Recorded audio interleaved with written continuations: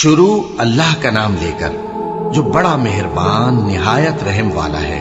काफ हा या आइन सौद। ये तुम्हारे परवरदिगार की मेहरबानी का बयान है जो उसने अपने बंदे जकरिया पर की थी, जब उन्होंने अपने परवरदिगार को दबी आवाज से पुकारा और कहा कि ऐ मेरे परवरदिगार, मेरी हड्डियां बुढ़ापे के सबब कमजोर हो गई हैं और सर सफेद बालों की वजह से चमकने लगा है। और ऐ मेरे परवरदिगार, मैं तुझसे मांग कर कभी महरूम नहीं रहा और मैं अपने बाद अपने भाई बंदों से डरता हूं और मेरी बीवी बांझ है, फिर भी मुझे अपने पास से एक वारिस अता फरमा जो मेरी और औलाद याकूब की मीरास का मालिक हो। और ऐ मेरे परवरदिगार, उसको खुश अखलाक बनाइयो। फरमाया, ऐ जकरिया, हम तुमको एक लड़के की बिशारत देते हैं जिसका नाम याहिया होगा। इससे पहले हमने उस नाम का कोई शख्स पैदा नहीं किया। उन्होंने कहा कि परवरदिगार, मेरे यहाँ किस तरह लड़का होगा जबकि मेरी बीवी बांझ है और मैं बुढ़ापे की इस हालत को पहुंच गया कि सूख गया हूं। हुक्म हुआ कि इसी तरह होगा।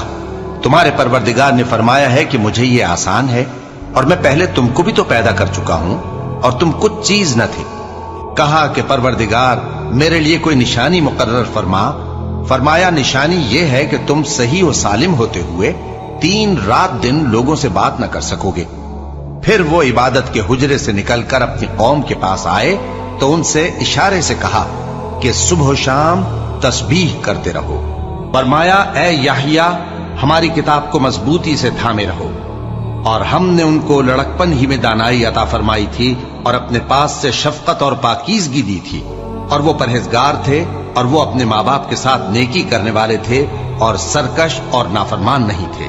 और जिस दिन वो पैदा हुए और जिस दिन वफात पाएंगे और जिस दिन जिंदा करके उठाए जाएंगे, उन पर सलाम है। और किताब यानी कुरान में मरियम का भी तस्करा करो। जब वो अपने लोगों से अलग होकर मकान के मशरिकी हिस्से में चली गईं, फिर उन्होंने उनकी तरफ से पर्दा कर लिया तो हमने उनकी तरफ अपना फरिश्ता भेजा, सो वो उनके सामने एक खूबसूरत मर्द की सूरत में आया। मरियम बोली कि अगर तुम परहेजगार हो तो मैं तुमसे बचने के लिए रहमान की पनाह लेती हूँ। फरिश्ते ने कहा कि मैं तो तुम्हारे परवरदिगार का भेजा हुआ यानी फरिश्ता हूँ और इसलिए आया हूँ कि तुम्हें पाकीज़ा लड़का बख्शूं। मरियम ने कहा कि मेरे यहाँ लड़का क्यों कर होगा जबकि मुझे किसी मर्द ने बतौर शौहर छुआ तक नहीं और मैं बदकार भी नहीं हूँ। फरिश्ते ने कहा कि यूं ही होगा। तुम्हारे परवरदिगार ने फरमाया कि ये मुझे आसान है और मैं इसे इसी तरीक पर पैदा करूंगा ताकि इसको हम लोगों के लिए अपनी तरफ से निशानी और जरिया रहमत बनाए। और ये काम मुकर्रर हो चुका है।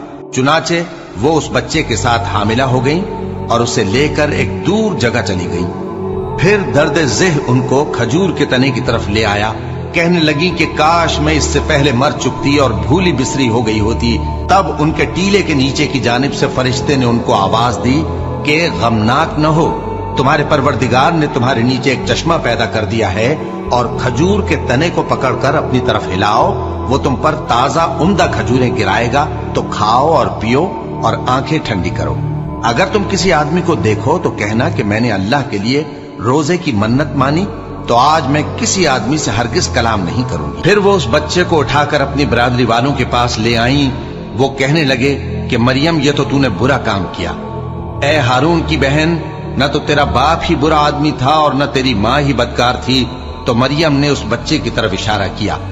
वो बोले कि हम इससे कि गोद का बच्चा है कैसे बात करें। बच्चे ने कहा कि मैं अल्लाह का बंदा हूँ, उसने मुझे किताब दी है और नबी बनाया है और मैं जहां हूं और जिस हाल में हूं उसने मुझे साहिब बरकत बनाया है और जब तक जिंदा हूं मुझको नमाज और ज़कात का इरशाद फरमाया है और मुझे अपनी माँ के साथ नेक सुलूक करने वाला बनाया है और सरकशो बदबख्त नहीं बनाया। और जिस दिन मैं पैदा हुआ और जिस दिन मरूंगा और जिस दिन जिंदा करके उठाया जाऊंगा, मुझ पर सलाम है। ये मरियम के बेटे ईसा हैं और ये सच्ची बात है जिसमें लोग शक करते हैं। अल्लाह को शाया नहीं कि किसी को बेटा बनाए, वो पाक है। जब किसी चीज का इरादा करता है तो उसको यही कहता है कि हो जा, तो वो हो जाती है। और बेशक अल्लाह ही मेरा और तुम्हारा परवरदिगार है, तो उसी की इबादत करो, यही सीधा रास्ता है। फिर अहले किताब के फिरकों ने बाहम इख्तिलाफ किया, सो जो लोग काफिर हुए हैं उनको बड़े दिन यानी क़यामत के रोज हाजिर होने से खराबी है।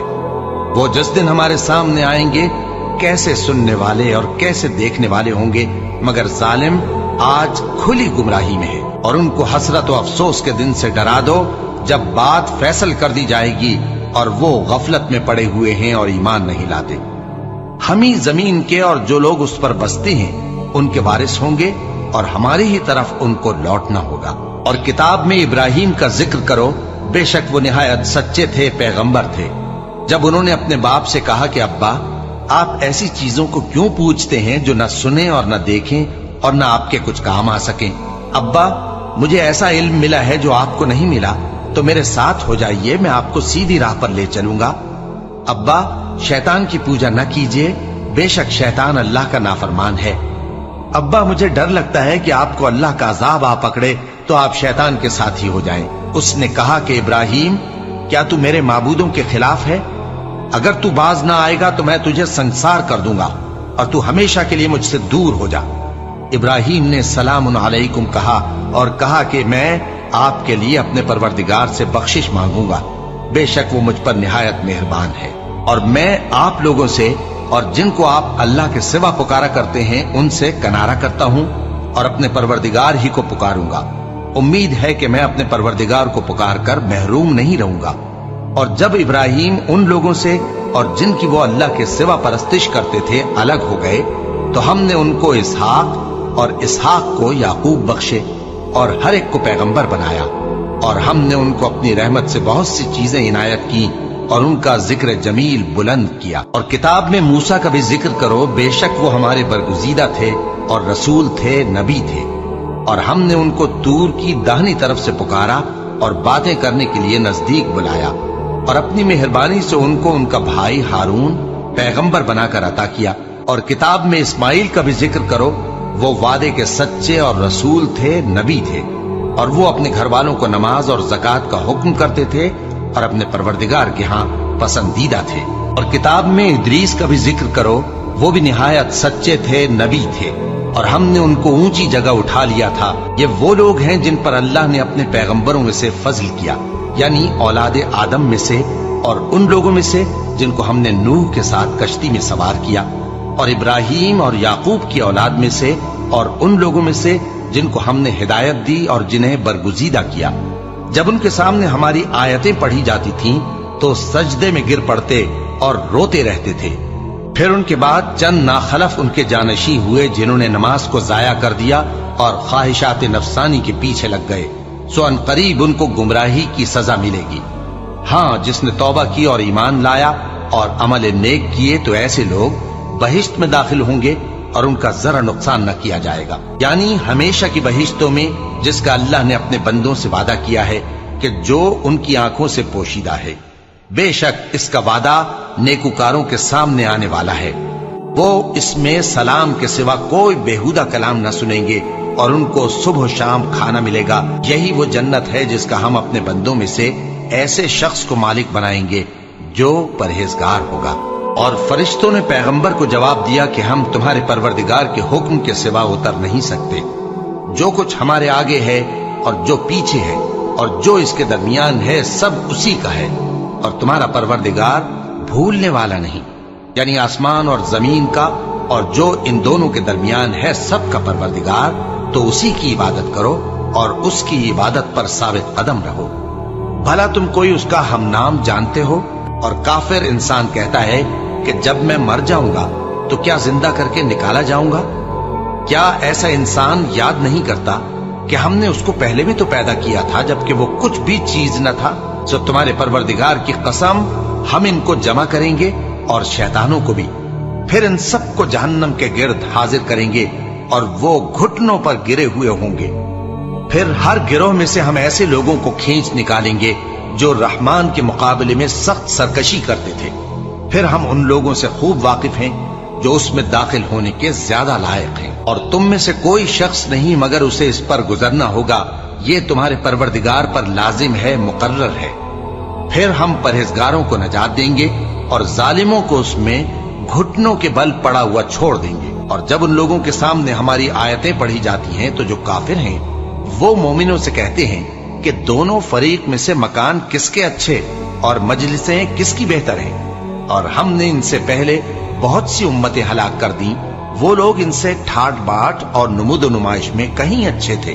कह दो कि जो शख्स गुमराही में पड़ा हुआ है, रहमान उसको आहिस्ता आहिस्ता मोहलत दिया जाता है, यहाँ तक कि जब उस चीज को देख लेंगे जिसका इनसे वादा किया जाता है, खा अजाब और खा कयामत, तो उस वक्त जान लेंगे कि मकान किसका बुरा है और लश्कर किसका कमजोर है। और जो लोग हिदायत याब हैं, अल्लाह उनको ज्यादा हिदायत देता है, और नेकियां जो बाकी रहने वाली हैं वो तुम्हारे परवरदिगार के यहाँ सिले के लिहाज से खूब और अंजाम के एतबार से बेहतर है। भला तुमने उस शख्स को देखा जिसने हमारी आयतों से कुफ्र किया और कहने लगा कि अगर मैं अस्सर नौ जिंदा हुआ भी तो यही माल और औलाद मुझे वहां मिलेगा? क्या उसने गैब की खबर पाली है या अल्लाह के यहाँ से अहद ले लिया है? हरगिज नहीं। ये जो कुछ कहता है हम उसको लिखते जाते और उसके लिए आहिस्ता आहिस्ता अजाब बढ़ाते जाते हैं, और जो चीजें ये बताता है उनके हम वारिस होंगे, और ये अकेला हमारे सामने आएगा। और उन लोगों ने अल्लाह के सिवा और माबूद बना लिए हैं ताकि वो उनके लिए मूजिब इज्जत हों। हरगिज नहीं, वो माबूद उनकी परस्तिश से इनकार करेंगे और उनके दुश्मनों मुखालिफ होंगे। क्या तुमने नहीं देखा कि हमने शैतानों को काफिरों पर छोड़ रखा है कि वो उनको खूब उकसाते रहते हैं?